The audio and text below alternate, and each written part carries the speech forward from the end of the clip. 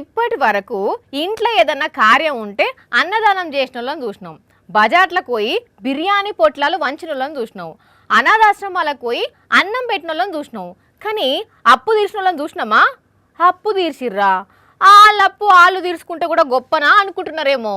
కానీ ఇక్కడ తీర్చింది వాళ్ళప్పు కాదు, అవతలోళ్ళప్పు. అందుకే వార్తలకెక్కిండి ఒక పెద్ద మనిషి. మరి ఆయన ఇవ్వలో ఏం కథనో తెలుసుకుందాం పాండ్రి. ఇగో ఈ అన్ననే అప్పు తీర్చింది. ఒక్కలిద్దరు అప్పు కాదు, మళ్ళా 290 మంది అప్పు. అవును, మొత్తం 89,89,209 రూపాయల అప్పు తీర్చిండు. నోరెల్లా పెట్టిండ్రా ముచ్చటినంగానే అంతటి పని చేసిండు. మరి అన్న పేరు బాబుబాయ్ జీరావాలా. గుజరాత్ రాష్ట్రం సూరత్ లో బిజినెస్ మెన్. అన్నోళ్ళ అమ్మ వర్ధంతి సందర్భంగా ఊళ్ళున్న ప్రతి ఒక్క రైతుకున్న అప్పు మొత్తాన్ని కట్టేసి నో డ్యూ సర్టిఫికెట్లు ఇప్పించిండు.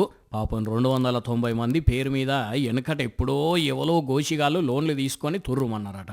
ఆయన లోను పైసలు కడతలేరని అందరికీ నోటీసులు ఇచ్చి అవి తీర్చేదాకా కొత్త లోన్లు కూడా ఇవ్వమని ఇస్తలేరట. దాంతో మస్తు గోసపడుతున్నారట రైతులు. ఇక ఇప్పటి సంధ్యాళ్ళక తిప్పలు ఉండొద్దని ఆలోచన చేసి ఇట్లా అప్పు మొత్తం కట్టేసేసరికి మస్తు ఖుషి అవుతున్నారు ఇప్పుడు రైతన్నాలు. కానీ అంటే చాలా గొప్ప పని చేసిండులే బాబన్న.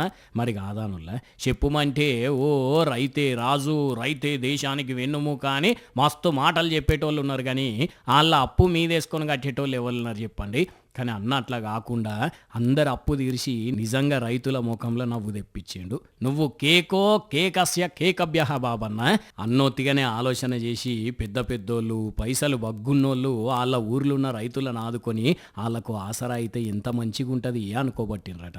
రైతన్నలకు సాయం చేద్దామని ఉన్నా ఆర్థిక పరిస్థితి సరిగా లేక చేయలేకపోతున్న కొందరు.